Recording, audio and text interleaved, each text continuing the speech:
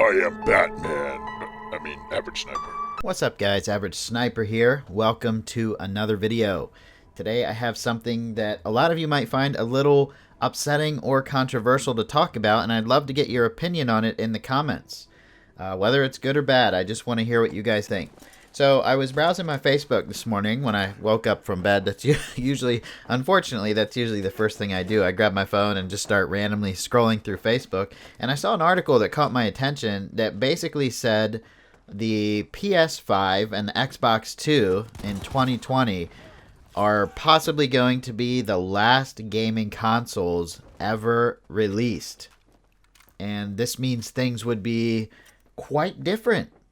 Let's say 10 years down the road from now. Let's say these come out in 2020, and actually let's say more like 7 years. After about 7 years of owning the same console, if it hasn't already broken, it is starting to get outdated, and that's when you would kind of be expecting a new console. Actually, probably more like 5 years, but lately it seems like they keep making different versions of the same console to keep holding on.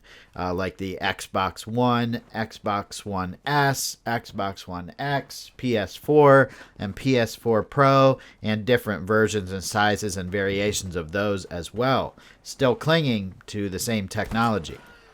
But what would happen if consoles did go away? Would you be forced to play PC games? Would you quit gaming altogether?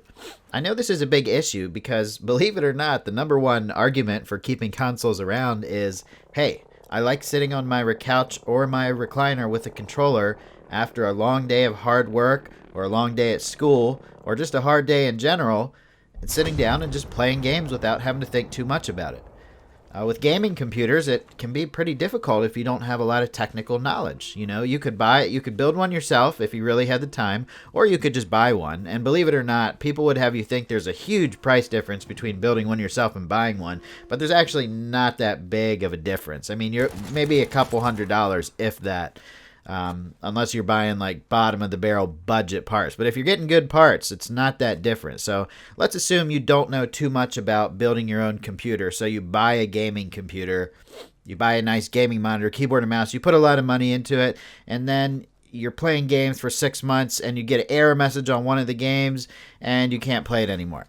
Now, if you know about computers, you troubleshoot the error message, you get past it. But if you don't know much about computers and you're only playing PC gaming because your console was discontinued and they're not making them anymore, I can understand how that would be incredibly frustrating. Because on console, when an error message like that happens, they fix it for you. Microsoft, Sony, Nintendo, whoever. They're going to fix that error message for you, you know, unless it's a problem with the console hard drive or hardware. Then you got to send it in or buy a new one. But with a gaming computer, you don't really want to send it in or buy a new one or pay a computer guy to come out to your house every time something goes wrong with it, which is why they have game streaming. Now, game streaming is something very new that hasn't really taken off yet, but it basically allows you to stream games to a platform or a computer that is not a high-spec computer. So basically, it eliminates all the error messages you might get from trying to manage your own drivers, software, game library, and things like that. I personally love that kind of stuff because I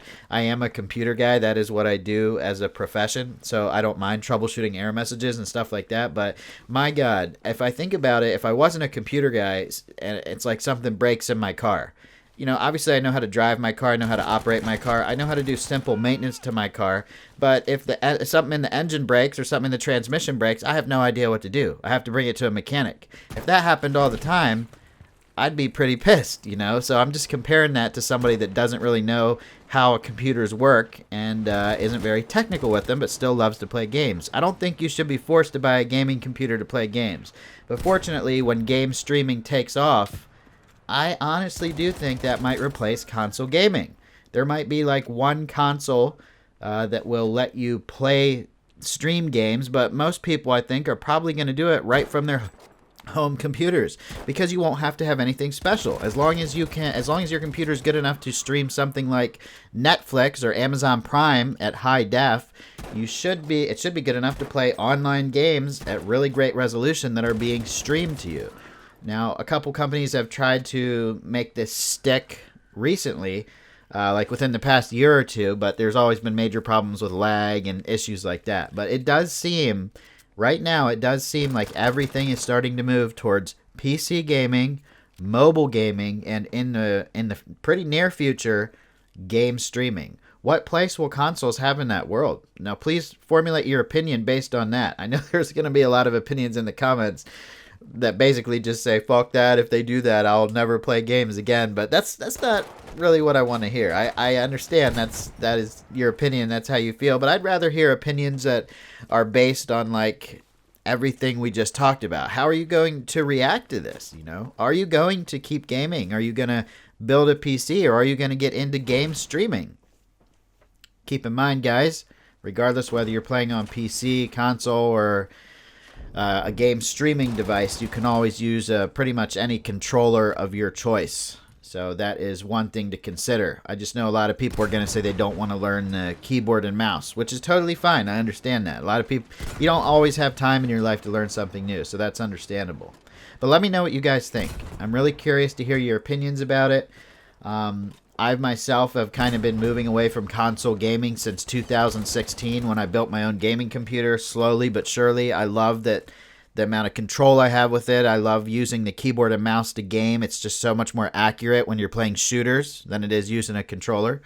And there's just so many things I like about PC gaming. But my opinion is kind of biased because I can fix my own computer problems. I can replace parts. I can build my own computer. I can troubleshoot advanced problems that might happen to it without having to pay somebody else to do it for me. So let me know what you guys think. If console gaming goes away, will that be the end of gaming for you? Or are you ready for the future of gaming? Look forward to reading your comments, guys. Thanks for taking the time to watch. Like and subscribe if you'd like to see more. Later.